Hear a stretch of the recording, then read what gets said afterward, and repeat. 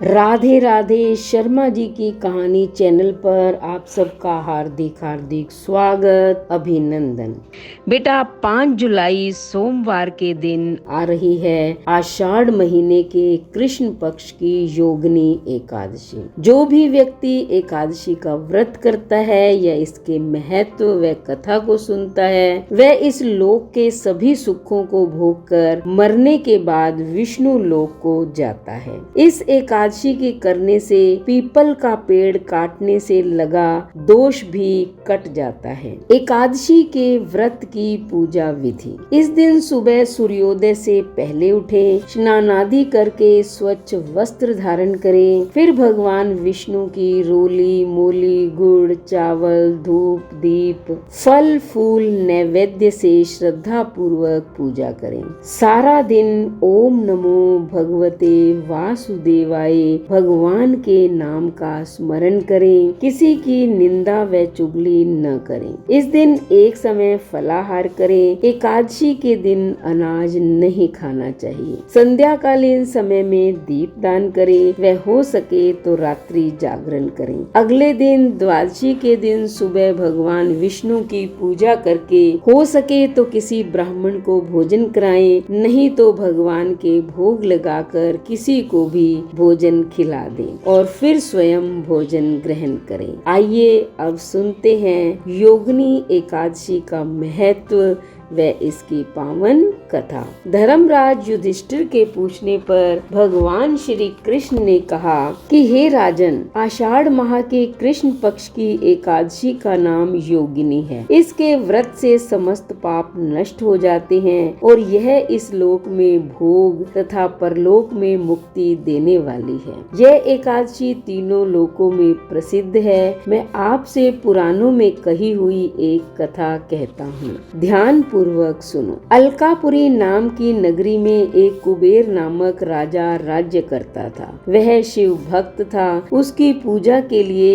एक माली पुष्प लाया करता था। उसके विशालाक्षा नाम की एक अत्यंत सुंदर स्त्री थी। एक दिन वह मानसरोवर से पुष्प ले आया, परंतु कामासक्त होने के कारण पुष्पों को रखकर स्त्री के साथ रमन करने लगा और दोपहर तक नहीं आया। जब राजा कुबेर को उसकी राह देखते देखते दोपहर हो गई तो उसने क्रोध पूर्वक अपने सेवकों को आज्ञा दी कि तुम लोग जाकर हेममाली का पता लगाओ कि वह अभी तक पुष्प क्यों नहीं लाया है। जब यक्षों ने उसका पता लगा लिया तो वे कुबेर के पास आकर कहने लगे, हे राजन, वह माली अभी तक अपनी स्त्री के साथ रमन कर रहा है। यक्षों की इस बात को सुनकर कुबेर ने हेममाली को बुलाने की आज्ञा दी। हेममाली राजा कुबेर के सम्मुख डर से कंपकपाता हुआ उपस्थित हुआ और प्रणाम किया।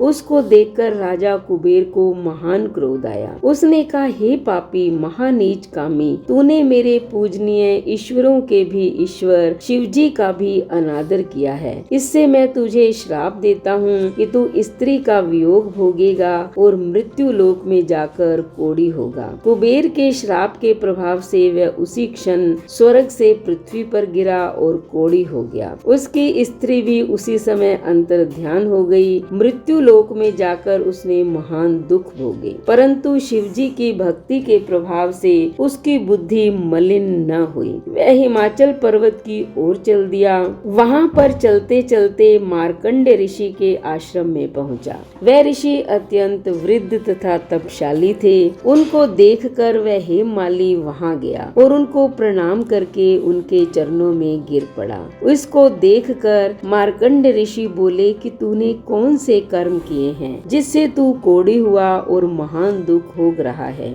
इस पर हेममाली बोला, हे मुनि, मैं यक्षराज कुबेर का सेवक हूँ। मैं राजा की पूजा के लिए नित्य प्रति पुष्प लाया करता था। एक दिन अपनी स्त्री के साथ विहार करते करते देर हो गई और दोपहर तक पुष्प लेकर नहीं पहुँचा। उन्होंने मुझे श्राप दे दिया कि कि तू अपनी स्त्री का वियोग भोग और मृत्यु लोक में जाकर कोढ़ी बन तथा दुख भोग। इससे मैं कोढ़ी हो गया हूँ और महान दुख भोग रहा हूँ। अतः आप कोई ऐसा उपाय बतलाइए जिससे मेरी मुक्ति हो। इस पर मार्कंडे ऋषि बोले कि भाई, तूने मेरे सम्मुख सत्य वचन कहे हैं, इसलिए मैं तेरे उद्धार के लिए एक व्रत बताता हूँ। यदि तू आषाढ़ माह के कृष्ण पक्ष की योगिनी नामक एकादशी का विधि पूर्वक व्रत करेगा तो तेरे सभी पाप नष्ट हो जाएंगे। इस पर हेममाली बहुत प्रसन्न हुआ और उसने मुनि के वचनों के अनुसार योगिनी एकादशी का विधि पूर्वक व्रत किया। इसके प्रभाव से वह फिर अपने पुराने रूप में आ गया और अपनी स्त्री के साथ विहार करने लगा। हे राजन, इस योगिनी की कथा का फल 88 सहस्त्र ब्राह्मणों को